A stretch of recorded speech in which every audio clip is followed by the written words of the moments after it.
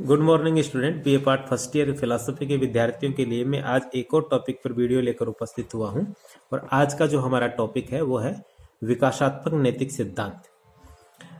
याद कीजिएगा कि जब मैंने फर्स्ट क्लास पढ़ाई थी उसमें मैंने आपको ये समझाने का प्रयास किया था कि नीति शास्त्र क्या होता है और नीति शास्त्र की परिभाषा देते हुए हमने ये जाना था, ये समझा था कि नीति शास्त्र ऐसे सिद्धांतों की स्थापना करता है जिसके आधार पर मनुष्य के कर्मों, चरित्र और आचरण का मूल्यांकन करते हैं और ये बताने का प्रयास करते हैं कि कौन सा कर्म शुभ है, कौन सा कर्म अशुभ है, कौन सा कर्म करना चाहिए, कौन सा कर्म नहीं करना चाहिए। जब हम कर्तव्य की बात करते हैं ना कि कौन सा कर्म हमारा कर्तव्य है, तो हम यहाँ पर उन क्राइटेरियाज को देखते हैं कि किस क्राइटेरियाज के आधार पर हम कर्मों का निर्धारण करते हैं।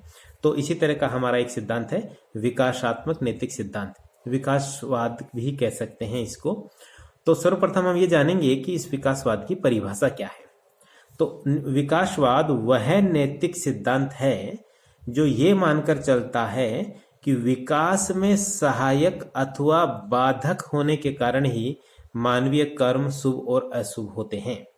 यदि कोई कर्म, कोई आचरण मानवीय यदि वो शुभ की उत्पत्ति करता है, विकास में सहायक है तो वो शुभ माना जाएगा और यदि वो विकास में बाधक है तो वो अशुभ माना जाएगा। अब इस सिद्धांत के जो सबसे प्रमुख समर्थक और पहले प्रवर्तक हैं वो है चार्ल्स डार्विन।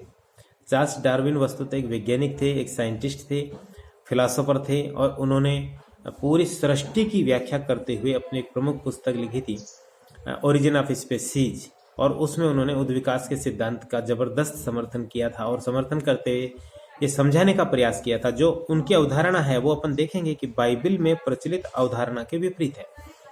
बाइबिल जो ईसाइयों का एक प्रमुख ग्रंथ है, उस ग्रंथ में इस सृष्टि की वर्तमान अवस्था को ईश्वर की देन माना गया और ये माना गया कि जो का त्यों ये सृष्टि बनी है। लेकिन चार्ल्स डार्विन इस बात को नहीं मानते, वो कहते हैं कि ऐसा नहीं है और ये जो वर्तमान स्वरूप हम बहुत संसार का देख रहे हैं, जितने भी पेड़ पौधे, जीव जंतु हैं, ये सब स्नेह धीरे धीरे हजारों लाखों वर्षों के विकास के परिणाम स्वरूप आज इस अवस्था में पहुंचे हैं। और डार्विन के अतिरिक्त भी कुछ दार्शनिक हैं, कुछ विचारक हैं जिन्होंने समाज, धर्म, कला, नैतिकता आदि इन सबको विकासवाद के आधार पर ही समझने का प्रयास किया है। तो उसी में से एक प्रमुख दार्शनिक की हमने बात की थी, वह है हर्बर्ट स्पेंसर। स्पेंसर के विकासात्मक नैतिक सिद्धांत की जो प्रमुख बातें हैं वो ये है कि स्पेंसर ने भी डार्विन द्वारा प्रतिपादित विकासवाद के आधार पर ही सामाजिक और नैतिक नियमों की व्याख्या की। इनके सिद्धांत को हम विकासात्मक सुखवाद कहेंगे क्योंकि इन्होंने विकास और सुख दोनों के आधार पर मानवीय कर्मों, आचरण और नैतिक नियमों का मूल्यांकन किया है। स्पेंसर ने विकास की परिभाषा करते हुए कहा कि सरलता से जटिलता की ओर, एकता से अनेकता की ओर, अव्यवस्था से व्यवस्था की ओर अग्रसर होने का प्रक्रम ही विकास है। ये तीन बातें इन्होंने अपनी परिभाषा में यहाँ पर कही है और इनका मानना यह है कि जीवों का ही नहीं, विचारों का भी विकास इसी क्रम में होता है। तो आचरण के मूल्यांकन के लिए विकासवादी मानदंड को स्वीकार करते हुए स्पेंसर ने कहा कि जो कर्म व्यक्ति और जाति के जीवन की रक्षा वृद्धि में जितना अधिक सहायक अथवा बाधक है वह उतना ही शुभ या अशुभ हो जाता है। उन कर्मों को शुभ कहेंगे जो हमारे और दूसरों के जीवन में सहायक है और उनको अशुभ कहेंगे जो बाधक है। प्रत्यक्ष या परोक्ष रूप से जो कर्म सहायक है वो शुभ और प्रत्यक्ष या परोक्ष रूप से जो कर्म मनुष्य के जीवन में बाधक है, मनुष्य के विकास में बाधक है, वो अशुभ कहा जाता है। स्पेंसर ने एक बड़ी मजेदार बात दी है कि दीर्घ जीवन शुभ आचरण का लक्ष्य है। ऐसा उन्होंने कहा कि लंबी अवधि, लंबा जीवन जो है वो शुभ आचरण का लक्ष्य है। शुभ आचरण क्यों करना चाहिए ये पूछा जाए तो उन्होंने कहा दीर्घ जीवन जीने के लिए। और कम विकसित व अधिक विकसित आचरण की चर्चा करते हुए भी स्पेंसर ने हमें ये समझाने का प्रयास किया कि अधिक विकसित आचरण उत्कृष्ट है कम विकसित आचरण की अपेक्षा। और ये स्नेह विकास की अवस्था में आगे की अवस्था में आता है। विकास की जो प्रवृत्ति अवस्था है वो विकसित अवस्था होती है और समय व्यतीत होने के साथ साथ आचरण हमारा और अधिक विकसित होता जाता है। यह अधिक विकसित आचरण ही मनुष्य को वातावरण के साथ समायोजन करने में सहायता देता है। तो जिसका आचरण जितना अधिक विकसित होगा वो परिस्थितियों के साथ, प्रकृति के साथ और भौतिक वस्तुओं के साथ उतना ही अच्छा समायोजन बैठा पाएगा, ऐसा इनका मानना है।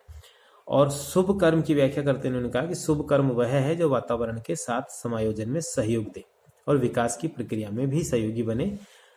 स्पेंसर मानते हैं कि व्यक्ति और समाज के जीवन के संरक्षण तथा विकास में सहायक होने के कारण समस्त नैतिक नियम और सद्गुणों की सार्थकता है। नैतिक नियम और सद्गुण होते ही मनुष्य के विकास के लिए हैं। यदि वो मनुष्य के विकास में बाधक बने तो फिर उन सद्गुणों के नैतिक नियमों को मानने की आवश्यकता ही नहीं है। वो जीवन रक्षा और विकास में सहायक है। मानवीय आचरण के मूल्यांकन की दृष्टि से स्पेंसर ने विकासवाद के साथ साथ सुखवाद का भी समर्थन किया। वे सुख को स्वतः साध्य शुभ और मानव जीवन के लिए परम ध्येय मानते हैं। जीवन का शुभ और अशुभ, सुख और दुख दोनों से ही निर्धारित होता है। सद्गुण की परिभाषा भी स्पेंसर ने सुख के आधार पर ही दी है।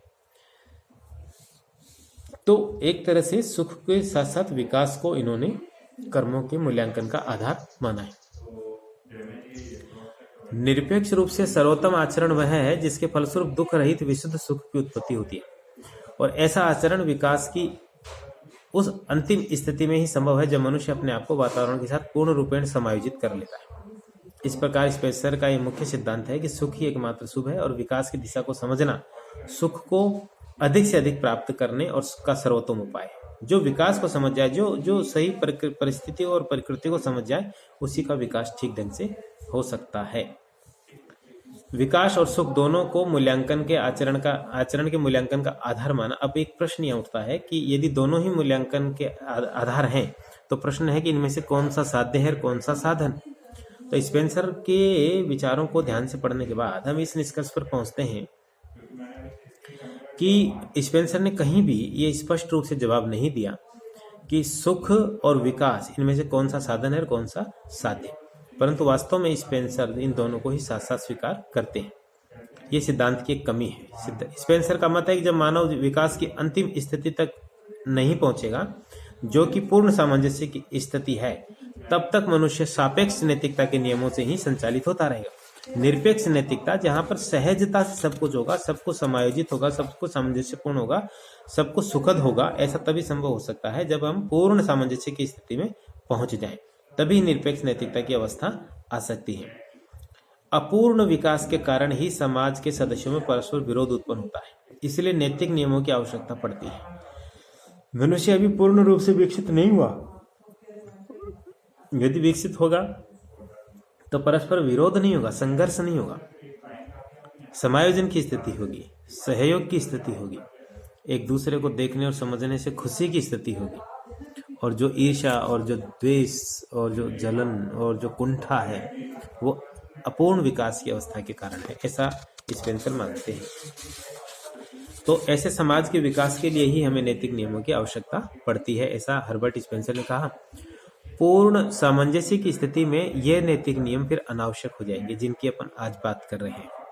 प्रत्येक व्यक्ति समाज के हित में जब अपना हित समझेगा और कर्तव्य की भावना से बाध्य होकर कर्म करेगा, नैतिक नियमों से नहीं, अपने स्वतः हित की प्रेरणा से प्रेरित होकर काम करेगा, स्वतः समाज हित की प्रेरणा से प्रेरित होकर काम करेगा, तभी वह पूर्ण सामंजस्य की स्थिति आएगी और तभी नैतिक नियम हमारे लिए निरर्थक होंगे।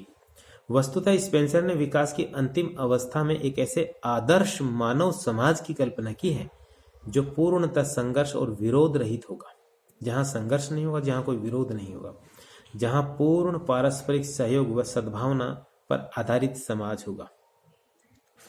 यानी जहां सद्भावना होगी, पारस्परिक सहयोग होगा, मनुष्य को मनुष्य समझा जाएगा और एक मनुष्य दूसरे मनुष्य के लिए सहज रूप से उसका हित करने के लिए तत्पर होगा, एक ऐसा आदर्श समाज। इस आदर्श मानव समाज से संबंधित नैतिकता को स्पेंसर ने निरपेक्ष नैतिकता की संज्ञा दी कि वहां जो नैतिक नियम होंगे वो निरपेक्ष होंगे, वो सापेक्ष नहीं होंगे, परिस्थितियों पर नहीं होंगे, शर्तों पर आधारित नहीं होंगे, परंतु यह निरपेक्ष नैतिकता एक आदर्श मात्र है, एक कल्पना मात्र है। यहाँ तक पहुंचना, इसी स्थिति तक पहुंचना असंभव सा लगता है। वास्तविक जगत से इसका संबंध लगता है कि नहीं है, ऐसा हम कह सकते हैं। परंतु धीरे धीरे मानव समाज का विकास हो रहा है। एक समय ऐसा आएगा कि जब सापेक्ष नैतिकता निरपेक्ष नैतिकता का रूप ले लेगी। निरपेक्ष नैतिकता से तात्पर्य जिनके नियम पूर्ण रूपेण विकसित आदर्श मानव समाज से संबंधित होने के कारण परिवर्तनशील नहीं होंगे, वहां नियम जो बनेंगे, क्योंकि वो निरपेक्ष नैतिकता के नियम हैं, तो वो अपरिवर्तित नियम होंगे।